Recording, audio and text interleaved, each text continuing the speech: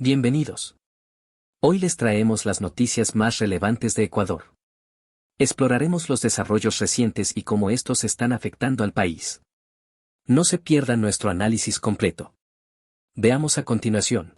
Con la candidata a la presidencia de la República, Luisa González, por el Movimiento Revolución Ciudadana, que ya ha pasado la segunda vuelta. Luisa, muy buenas. ¿Cómo puede tomar los resultados de estas elecciones? Muchas gracias, gracias por este espacio. Bueno, lo hemos tomado con una gran alegría, es un gran triunfo para la Revolución Ciudadana, para Luisa González.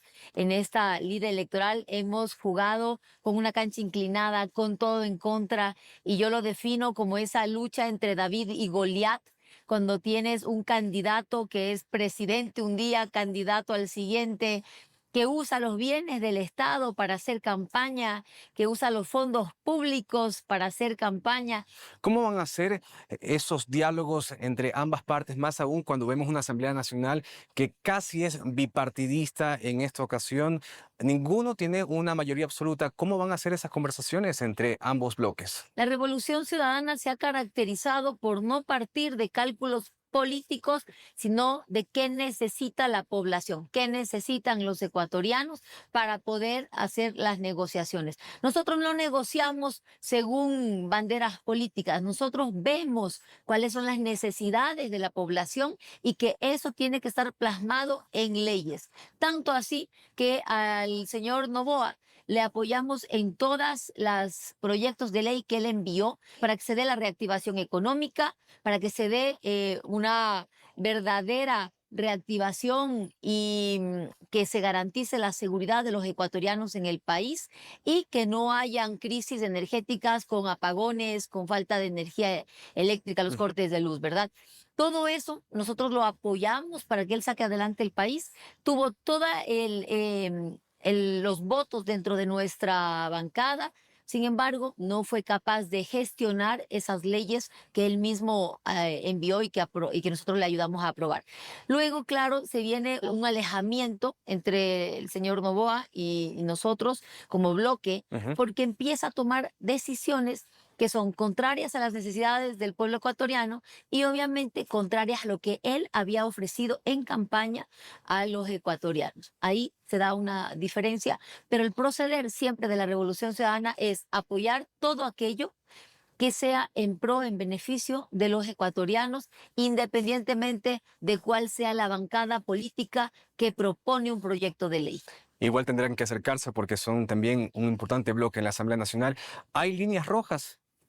La Asamblea Nacional, el Congreso, es el lugar donde se dan los debates, ¿no? Y es el debate, el diálogo político, lo que va conformando qué se apoya y qué no.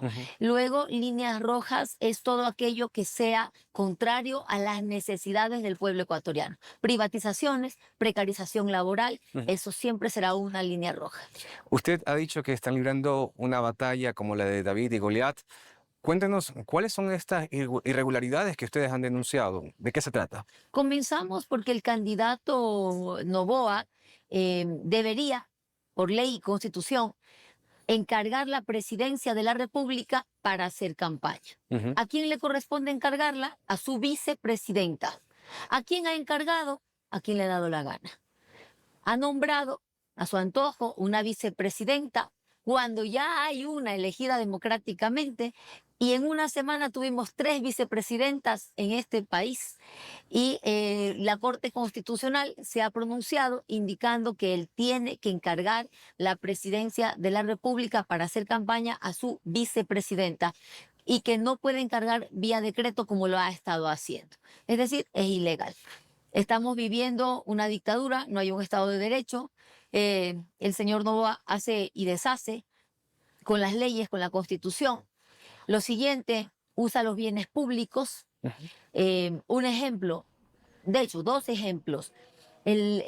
Existen bienes que son del Estado adquiridos con fondos públicos como cocinas de inducción para el cambio de la matriz energética en el país.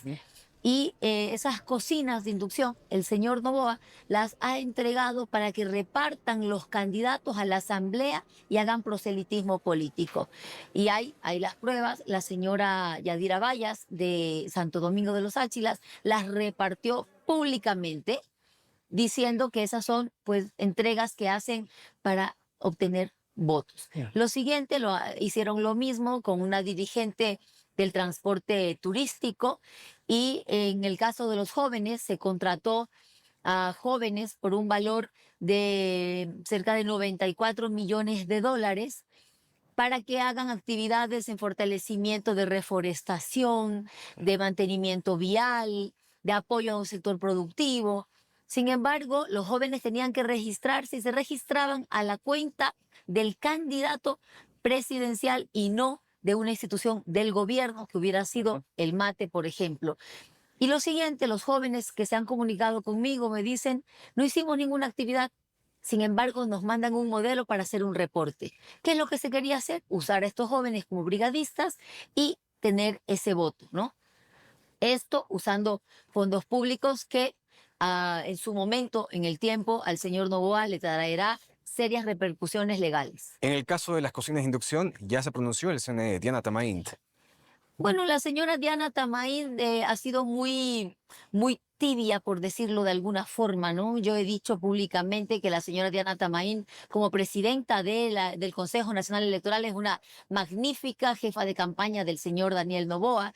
En años anteriores ella se ha pronunciado muy claramente diciendo que quien quiera ir a una candidatura para el mismo cargo que está ejerciendo debe pedir licencia. Pero en este caso del señor Noboa, en lugar de pronunciarse, guarda silencio. Ahora se viene la segunda vuelta, ¿en qué se va a enfocar su campaña? Y también usted va a formar alguna alianza con algunos partidos políticos. Por ejemplo, hablemos de Leonidas Issa, él está en tercer lugar. ¿Van a haber conversaciones en ese sentido? Bueno, en esto quiero ser muy clara. Los diálogos no son algo que Luisa González los ha planteado de cara a una elección, de cara a buscar una candidatura, a ganar una elección o buscar votos. Los diálogos yo los vengo buscando desde agosto del año anterior, cuando yo no era candidata. Traté de formar una unidad de las izquierdas, del centro, pero también vengo mucho tiempo atrás haciendo un llamado a la unidad de todas las organizaciones políticas para construir una visión de país clara de desarrollo del Ecuador que lo ayude a salir de la crisis en la que está, crisis de seguridad, crisis económica y crisis energética. Y esto va a requerir la unidad de todos, organizaciones políticas, sociedad civil organizada, industria, sector público y privado. Así que el llamado a la unidad es algo que ha sido constante en mis declaraciones, en mis acciones y claro, más aún en este momento sigo haciendo ese llamado a la unidad y más aún al señor Issa. Si él está de acuerdo, nos sentaremos en una mesa de diálogo para hacer una agenda programática en conjunto. ¿Cuáles son esos temas que le interesan a ellos y que podrían debatir? Hay una diversidad de temas en los cuales más bien si hablamos de 10 puntos, por lo menos en 8 vamos a estar de acuerdo. La salud pública de calidad y gratuita, la atención digna a los ciudadanos, las medicinas en los hospitales, el acceso a la educación igual, pública de calidad y gratuita, becas, presupuesto para las universidades, mejoramiento de la infraestructura educativa, créditos educativos, la reactivación productiva para que exista empleo, para que nuestra gente no migre, los sectores de campesinos, de la ruralidad están migrando en una gran cantidad y dentro de eso los pueblos y nacionalidades se ven muy afectados. Creo que estos puntos van a estar en la agenda programática en conjunto. ¿Qué acciones se pueden tomar para garantizar la estabilidad económica del país, tomando en cuenta que la economía es un todo, depende de muchísimas cosas? Por ejemplo, la violencia que puede afectar los negocios o si no la crisis energética. Estamos quizás frente también a un estiaje en el 2025. ¿Cómo se podrían enfrentar todos estos problemas y garantizar la economía del país? Bueno, para comenzar, yo he presentado 3 planes en los cuales están acciones a corto, mediano y largo plazo en materia energética. Presenté el plan Genera en cuanto a seguridad, protege y en cuanto al desarrollo económico y social, porque está vinculado, está el plan Impulsa, Los 3 planes están en mis redes sociales, fueron presentados en diferentes ciudades y momentos, pero para concretarlo, no podemos hablar de seguridad sin hablar de reactivación productiva y viceversa. Por lo tanto, para poder superar una crisis económica, tú requieres crecimiento económico sostenido. Y esto no es un invento, ¿no? Esto es como salió la Europa de la posguerra, como salió Estados Unidos de la Gran Depresión, que es el impulso y la fuerza que tiene el Estado a través del gobierno nacional de empujar la economía, de empujar a la empresa privada para generar un crecimiento económico. ¿De qué hablamos nosotros? De inversión pública eficiente. Inversión pública en infraestructura para comenzar, que es lo que más rápido hace crecer la economía, genera dinamismo económico y impulsa a una mayor cadena productiva, ¿no? Es lo que más en economías de arrastre genera.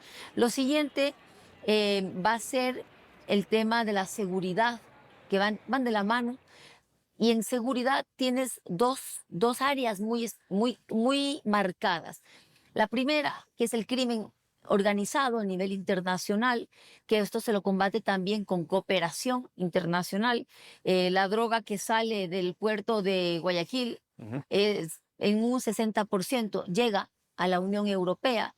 Por lo tanto, se requiere un trabajo articulado y en conjunto con la Unión Europea, con Estados Unidos, con Colombia y Perú, con Colombia sobre todo con Bifrón, el cuidado de nuestra frontera, la droga que sale de nuestro puerto viene desde el Putumayo, se conocen cuáles son las rutas, empezar a tener presencia del Estado. ¿En dónde? ¿Perdón? ¿En qué parte de la presencia del Estado? En las fronteras, ¿no? El control en el país entero, la presencia de la fuerza pública, ¿no? Que haya un Estado presente, no ausente. ¿A qué me refiero con esto? A que tenemos una fuerza pública, una Policía Nacional, que los UPCs, VCs, que es donde ellos suelen estar según circunscripciones, están abandonados y cerrados.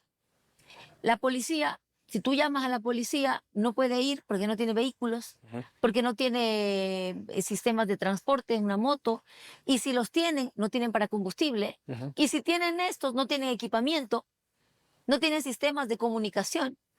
El sistema de videovigilancia ECU 911, que en su momento fue un referente a nivel latinoamericano, está desmantelado totalmente. Entonces hay que recuperar la infraestructura y el equipamiento para la fuerza pública, la presencia de la fuerza pública. Por lo tanto, proponemos graduar 20.000 nuevos policías en 4 años.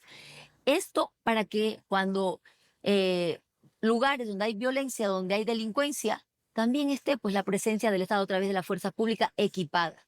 Y los sistemas de inteligencia que tienen que estar presentes, la depuración, hay malos elementos, todo lo que es crimen organizado, se ha tomado altas esferas del gobierno nacional, de la policía, de las Fuerzas Armadas, pero también de la función judicial. Para hacer todo lo que usted nos está diciendo, se necesitan recursos económicos, sobre todo para movilizar a las Fuerzas Armadas, también para dotarlas de nuevos equipos, de tecnología.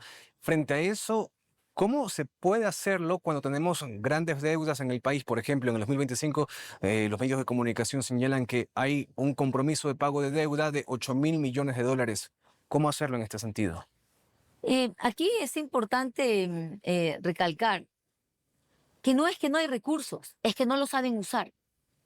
Hay una subejecución presupuestaria. Solamente en el PAI, el Plan Anual de Inversiones, que son los recursos que tiene el Estado para invertir, habían 1.800 millones de dólares en un país que requiere inversión. 800 millones de dólares no se invirtieron. 800 no se invirtieron. Por incapacidad, por desconocimiento, no lo sé, o por todas las mencionadas, pero no se invirtieron. Esos 800 millones de dólares hubieran servido para equipar a la fuerza pública, para comprar los vehículos, las motos, los sistemas de comunicación, radares, pero no se utilizaron. Es decir, hay fondos dentro del Estado por la subejecución presupuestaria. Pero más allá, cuando se puede generar más recursos aumentando la producción petrolera, ha decrecido, tenemos la peor producción petrolera de los últimos años, atrayendo la inversión extranjera. Tenemos la peor inversión extranjera de la última década porque tenemos un presidente que se pelea con la comunidad internacional, que habla mal de los demás presidentes latinoamericanos y que eso ha hecho que Ecuador esté aislado y sienta el repudio de los países latinoamericanos, tanto así que en la Cumbre Iberoamericana de Naciones que se dio en el mes de noviembre del año 2024, no vino ni siquiera un presidente latinoamericano, sintiendo el rechazo de Latinoamérica hacia el presidente Noboa. Algo más que se requiere, ¿de dónde vamos a obtener recursos? Los cobros en el SRI. El Servicio de Rentas Internas tiene cerca de 2.000 millones de dólares en deuda en firme que no se ha cobrado a estos deudores. De allí, por lo menos 1.500 son fácilmente cobrables y dentro de esos está el presidente Daniel Noboa, que debe 94 millones de dólares al Estado ecuatoriano. En conclusión, Ecuador enfrenta simultáneamente desafíos políticos, naturales y económicos. La inminente segunda vuelta electoral entre Luisa González y Daniel Noboa definirá el liderazgo del país en los próximos años. En un contexto donde la actividad sísmica reciente ha puesto a prueba la resiliencia de la nación. Sin embargo, la disminución del riesgo país es una señal alentadora de confianza en la economía ecuatoriana. Es crucial que las autoridades y la ciudadanía mantengan la calma y la unidad, priorizando la seguridad y el bienestar colectivo, mientras se preparan para la próxima fase electoral y se enfrentan a los retos que la naturaleza y la economía presentan. Gracias por acompañarnos en este repaso de las noticias más importantes. Recuerda que en estos momentos mantenerte informado es esencial. No olvides suscribirte, activar la campanita y compartir este video para que más personas conozcan lo que está sucediendo en nuestro país. Nos vemos en la próxima entrega con más noticias de impacto. Hasta pronto.